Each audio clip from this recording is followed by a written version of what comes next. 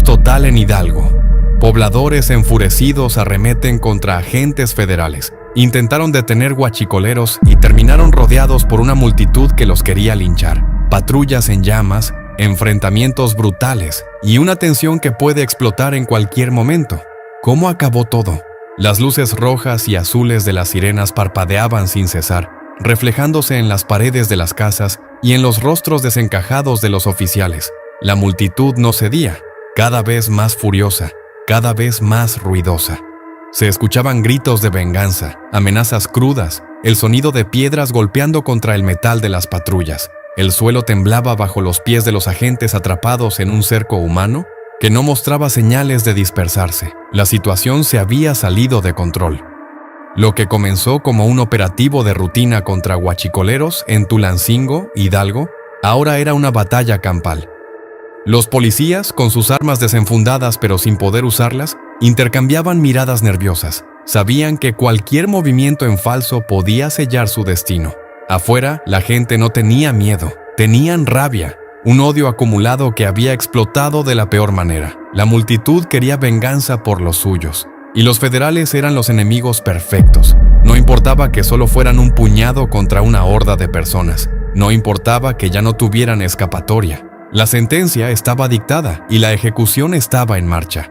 Las patrullas comenzaron a volcarse una a una. Manos llenas de furia rompían vidrios, llantas eran desinfladas con cuchillos y desarmadores, puertas arrancadas de sus bisagras. Un oficial trató de correr, pero apenas logró dar unos pasos antes de ser derribado. El castigo no se haría esperar. Sus gritos se ahogaron entre el bullicio de la multitud, entre los insultos y las risas crueles de aquellos que ahora lo tenían a su merced. La humillación era total. Otro grupo de pobladores había encendido bidones de gasolina. Un fuerte olor químico impregnaba el aire mientras rociaban los vehículos policiales. Los agentes atrapados dentro suplicaban, golpeaban las ventanas con desesperación, pero no había piedad en los ojos de sus captores. Alguien prendió un encendedor. La chispa fue suficiente para desatar el infierno. Las llamas devoraron las patrullas en cuestión de segundos, convirtiendo la noche en una escena dantesca. El calor era insoportable, el crepitar del fuego se mezclaba con los gritos desesperados. Algunos policías lograron escapar antes de que fuera demasiado tarde, pero la multitud no los dejó ir tan fácilmente. Las calles de Tulancingo se habían convertido en una trampa mortal. El sonido de las sirenas de refuerzo se escuchaba a lo lejos, pero nadie estaba dispuesto a ceder. La ira de la gente había llegado demasiado lejos y ahora solo importaba el castigo. La humillación debía ser absoluta. Los agentes caían al suelo, arrastrados por la multitud, sometidos, despojados de toda autoridad. El poder había cambiado de manos y no había nadie que pudiera detenerlo. A unos metros, un grupo de hombres con el rostro cubierto se reía mientras filmaban todo con sus teléfonos. Cada golpe, cada insulto, cada momento de sufrimiento quedaría registrado. La humillación no solo sería en el presente, sino que viviría en el Internet, en los teléfonos de quienes disfrutaban del espectáculo, en la memoria de quienes estaban ahí para verlo todo sin hacer nada para detenerlo. Los gritos de dolor se mezclaban con el rugido del fuego. Un oficial intentó levantarse, pero fue empujado nuevamente al suelo. El miedo en sus ojos era evidente. Sabía que nadie vendría a salvarlo a tiempo. Alguien lo tomó del cabello y lo arrastró sobre el pavimento. Su uniforme, antes impecable, ahora estaba roto, sucio, cubierto de sangre y polvo. Sus compañeros no estaban mejor. Todos habían sido reducidos, sometidos, humillados. El poder que alguna vez creyeron tener se había esfumado en cuestión de minutos. Las llamas seguían consumiendo las patrullas cuando finalmente los refuerzos llegaron. Pero era demasiado tarde. La multitud, satisfecha con su obra, comenzó a dispersarse entre las sombras, dejando tras de sí el rastro de una noche que jamás sería olvidada. Los policías, algunos de ellos apenas conscientes, fueron recogidos del suelo, sus rostros marcados no solo por los golpes, sino por la humillación de haber sido reducidos a nada ante los ojos de todos. Las calles de Tulancingo quedaron en silencio, solo interrumpidas por el sonido del fuego extinguiéndose lentamente y los murmullos de quienes aún no podían creer lo que habían presenciado. La balanza del poder había cambiado, y en este juego los federales habían perdido por completo. Un operativo de la Fiscalía General de la República, FGR, en el municipio de Tulancingo, Hidalgo, terminó en un enfrentamiento con pobladores resultando en la retención de 6 agentes y la quema de 3 vehículos. La intervención, destinada a cumplir órdenes de aprehensión contra huachicoleros, fue calificada por el gobernador Julio Menchaca Salazar como una imprudencia debido a la falta de protocolos adecuados. El sol apenas comenzaba a asomar por el horizonte cuando los agentes de la FGR llegaron a Santa Ana, Hueytlalpan, un pueblo conocido por su tranquilidad, pero que esa mañana estaba a punto de ser testigo de un desenlace inesperado. La operación era precisa: cumplir con la orden de aprehensión contra una mujer vinculada al huachicoleo, una de las figuras claves de una red que se movía en las sombras. Sin embargo, nada podría haber preparado a los oficiales para lo que encontraron al llegar. La resistencia no fue solo una posibilidad, fue una garantía.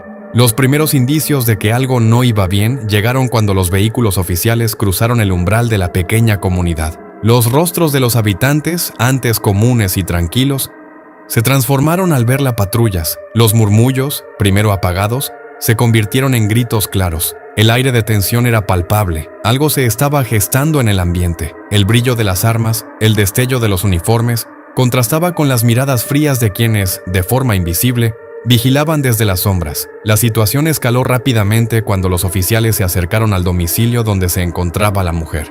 Apenas cruzaron la entrada del vecindario, fueron interceptados por un grupo de hombres y mujeres del lugar. De repente, el terreno que hasta ese momento parecía bajo control, se volvió un campo de batalla. Rápidamente, el control de la operación pasó de las manos de la FGR a las de los locales, y lo que comenzó como un operativo de aprehensión se transformó en una confrontación abierta. En cuestión de minutos, el aire se llenó de gritos de furia y órdenes que volaban de un lado a otro. Los agentes intentaron reagruparse, pero se dieron cuenta de que no podían hacer nada. Los vehículos oficiales fueron rodeados y bloqueados por la multitud. Los cristales fueron estrellados, las llantas pinchadas y las puertas cerradas a golpes. Los agentes quedaron atrapados dentro de sus propios vehículos, rodeados, con el pánico reflejado en sus rostros. Nada de lo que habían planeado salió como esperaban. Con cada segundo que pasaba, el odio de los pobladores parecía crecer. Vieron a los oficiales como una representación de todo lo que había estado mal en el país, como una extensión de un sistema que los había dejado atrás. Y la rabia contenida durante años estalló en un acto de resistencia violenta. En el centro de todo esto, la mujer que inicialmente había sido el objetivo de la operación observaba desde su ventana, inmóvil y casi inmune a lo que sucedía a su alrededor. Las patrullas ardían a lo lejos, y los agentes que intentaban resistir en su interior ya no podían ver con claridad. Las llamas iluminaban la escena, creando un ambiente surrealista, casi apocalíptico, donde el caos parecía haber tomado el control absoluto.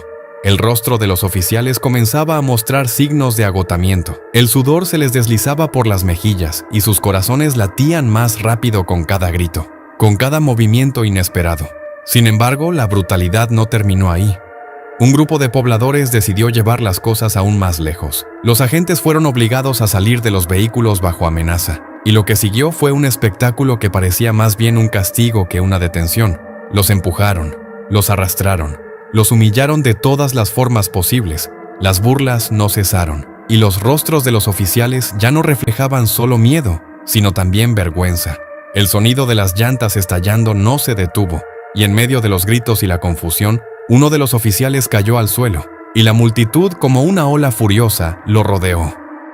Cada vez más pobladores se sumaban a la escena, avivando la rabia colectiva, lanzando insultos, empujando a los agentes, arrojándoles objetos. El horror era indescriptible, como si la violencia se hubiera transformado en una especie de ritual sagrado para los presentes. En medio del caos, la mujer, que hasta ese momento había permanecido en silencio, emergió finalmente de la casa. Su figura se destacó entre la multitud, como si hubiera estado esperando este momento.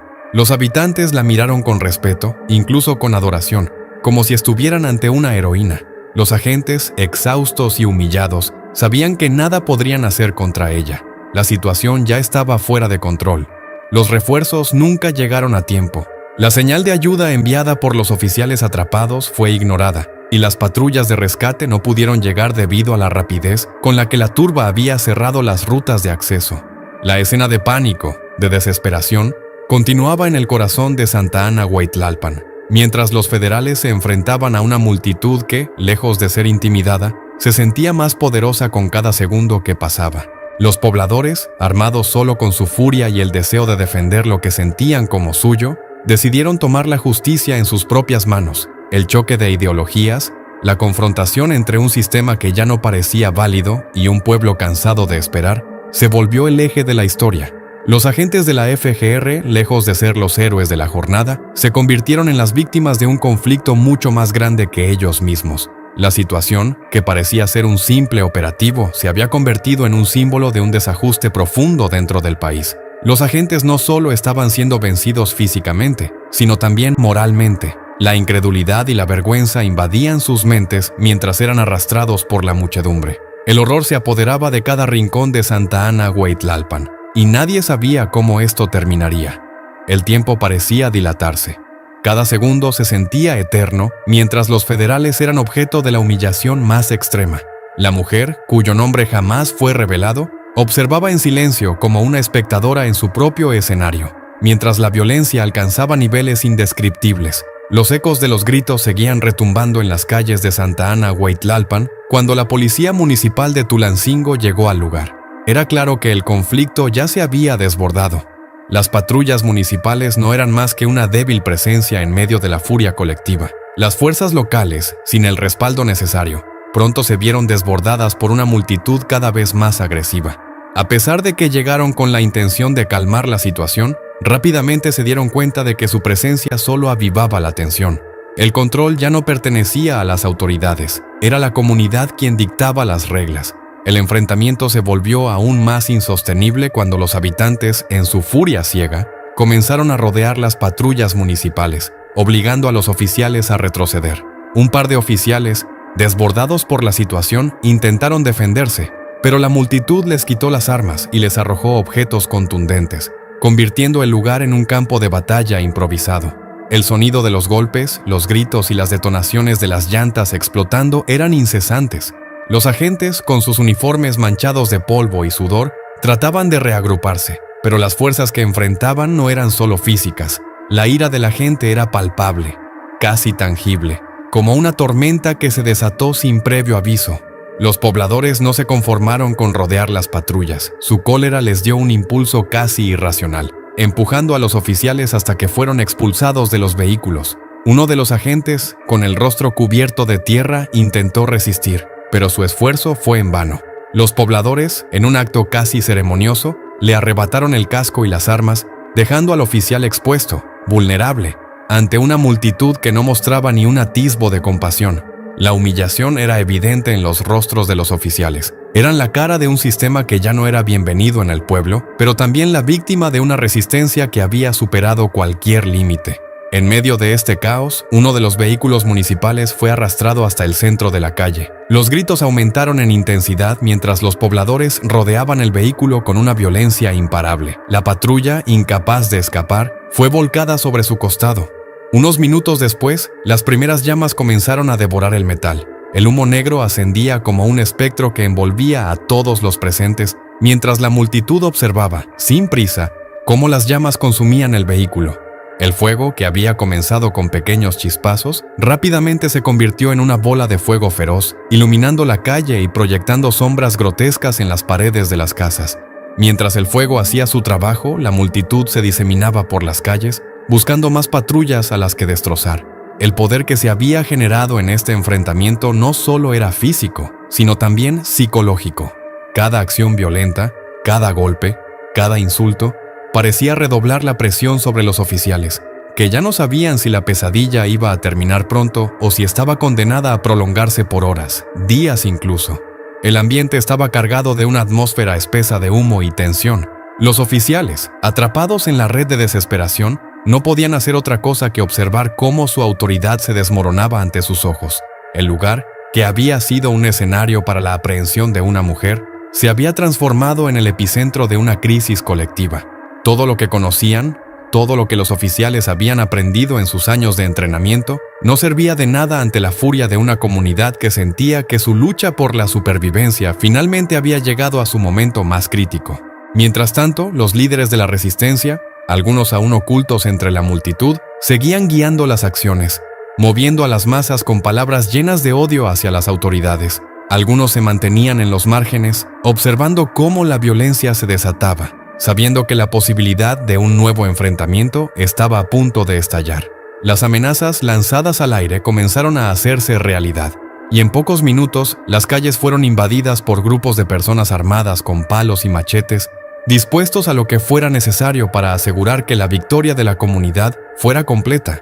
El enfrentamiento no dio tregua. Los autos incendiados continuaban ardiendo en el centro de la calle, mientras las patrullas, ahora irreconocibles, eran solo escombros humeantes. Los agentes municipales que aún quedaban eran meras sombras en el horizonte, intentando llegar a un lugar seguro. Pero la multitud, como un ejército desbordado, parecía tener el control total de la situación. La sensación de humillación que sentían los oficiales se mezclaba con el cansancio físico y psicológico, un desgaste que pronto los haría incapaces de seguir resistiendo. La violencia no cesaba. Cada esquina del pueblo parecía convertirse en una trinchera, en un campo de batalla improvisado, donde la justicia y la ley se diluían frente a la barbarie de los enfrentamientos, la brutalidad y la desesperación de un pueblo que había alcanzado su límite. La imagen de los agentes, despojados de su poder y su dignidad, quedaba grabada en la memoria colectiva, mientras los cuerpos de los vehículos quemados seguían siendo devorados por las llamas, dejando atrás un paisaje de destrucción y desolación. Este día quedaría marcado para siempre en la historia de Tulancingo como un recordatorio de que, cuando la desesperación y el odio se desatan, las estructuras de poder más sólidas pueden colapsar en un instante. A medida que el sol comenzaba a caer sobre Santa Ana Hueytlalpan, la situación parecía estar lejos de llegar a su fin. El gobernador Julio Menchaca Salazar, rodeado por su equipo de asesores, observaba en silencio los informes que llegaban desde el campo. Su rostro, inexpresivo al principio, pronto reflejó un creciente desdén hacia la actuación de la Fiscalía General de la República, SOFEG. Las imágenes que llegaban a su oficina de los agentes atrapados, rodeados por la multitud furiosa, le dejaban claro que el operativo había sido un desastre total. Con las manos entrelazadas y una expresión grave, Menchaca Salazar finalmente rompió el silencio. Imprudencia fue la palabra que utilizó, y la gravedad de su tono no dejó espacio a la interpretación. El operativo de la FGR había sido una bomba de tiempo, destinada a explotar desde el momento en que se pusieron en marcha. La falta de protocolos, de preparación adecuada, era evidente. El gobierno estatal no había sido informado de la operación. Nadie había anticipado el nivel de violencia que podría desencadenarse en un municipio tan tenso. Al otro lado de la ciudad, mientras las llamas consumían los restos humeantes de las patrullas quemadas, la multitud no mostraba signos de amainar. Los pobladores seguían celebrando la victoria que sentían habían alcanzado, el eco de su rebelión resonando en cada rincón del pueblo. Un pueblo que, hasta ese día, había vivido bajo una falsa sensación de paz, pero que ahora se encontraba en una situación irreversible. En el aire flotaba una amenaza inminente. El linchamiento de los agentes de la FGR, atrapados y humillados, era una posibilidad que rondaba cada vez más cerca. El miedo y la ira de los pobladores se habían transformado en un volcán a punto de entrar en erupción, y nadie, ni los propios oficiales, sabía si lograrían escapar con vida. El tiempo se había detenido para ellos. En cuanto al gobernador, su juicio era certero. A pesar de las crisis previas y el desbordamiento de la situación, la responsabilidad recaía directamente sobre los hombros de la FGR. ¿Cómo podían haber sido tan imprudentes? ¿Cómo habían dejado que un simple operativo se convirtiera en un enfrentamiento sin control, sin reglas, sin límites? En un escenario donde las vidas de aquellos involucrados, tanto de los oficiales como de los residentes, pendían de un hilo, la incapacidad de las autoridades federales era ahora más evidente que nunca. El gobernador no dudó en convocar a una conferencia de prensa improvisada. Las cámaras se enfocaron en su rostro mientras hablaba, y en su mirada se reflejaba una mezcla de frustración y enojo. «No podemos permitir que esta situación termine en tragedia», declaró en un tono grave. Las palabras de Menchaca resonaban por encima del caos que se vivía en las calles. Estaba claro que la violencia no había terminado, y su declaración solo podía significar una cosa: la situación estaba a punto de dar un giro mucho más oscuro. Pero en el mismo momento en que Menchaca criticaba la actuación de la FGR, el pueblo seguía ardiendo. En el corazón de la comunidad, las heridas del conflicto comenzaban a abrirse. Los más jóvenes, quienes apenas se habían acercado a la vida adulta, se sentían invencibles, empoderados por lo que consideraban una victoria histórica. El odio hacia las autoridades se había infiltrado en cada rincón del pueblo, intoxicando a todos aquellos que sentían que el sistema solo les había dado la espalda.